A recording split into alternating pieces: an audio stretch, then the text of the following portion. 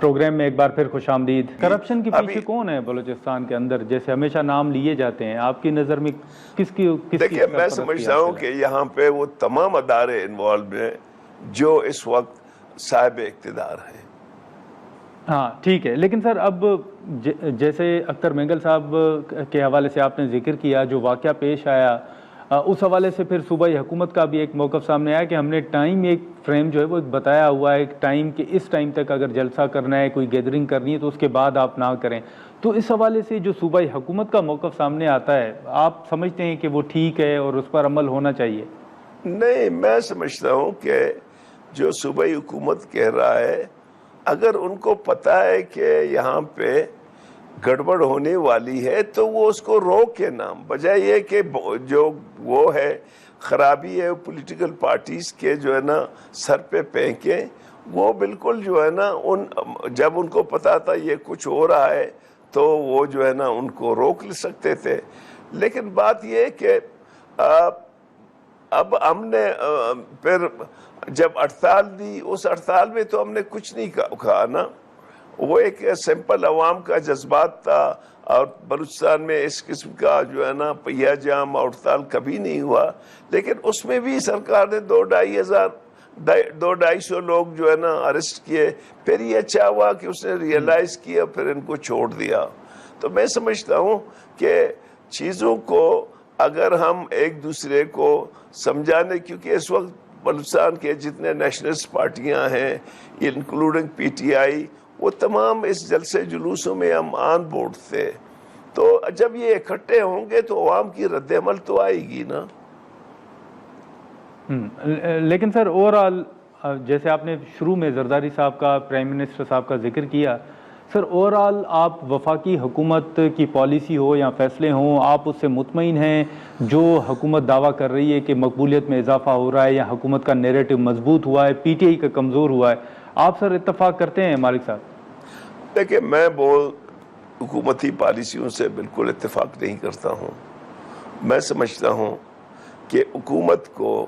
جمہوری انداز پہ سوچنا چاہیے، اور پارلیمنٹ کو بالادست رکھنا چاہیے، میڈیا کو آزاد رکھنا چاہیے، جوڈیشری کو آزاد رکھنا چاہیے، اور جو یہ پولرائزیشن ہے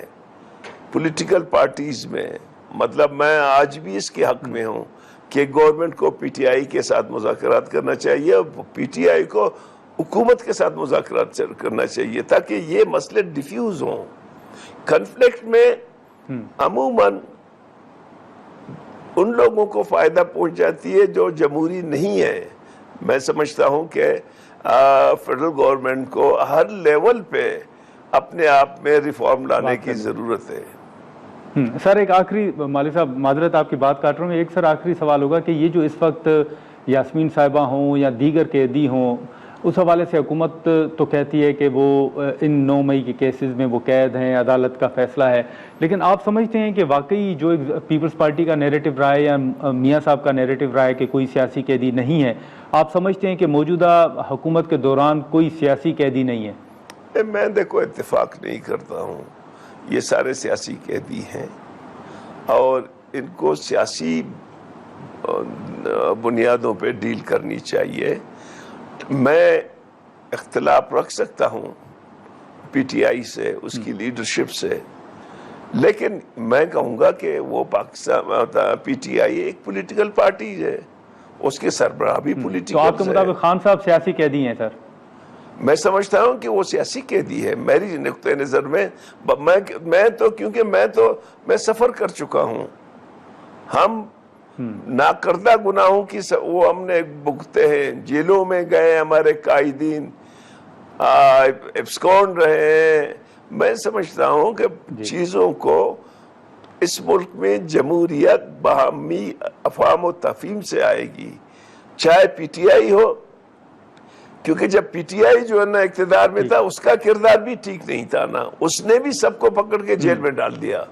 مسلم لیگ ہو، نون ہو، فلانا ہو، اس کا بھی رویہ جو ہے نا، یہ جو ہمارے ہاں جو پولرائزیشن ہے، پولیٹیکل پولرائزیشن، انسٹیٹیوشنل پولرائزیشن، اس کو ختم ہونا چاہیے، اور ملک کو صحیح معنوں میں آئین کے مطابق چلنا چاہیے۔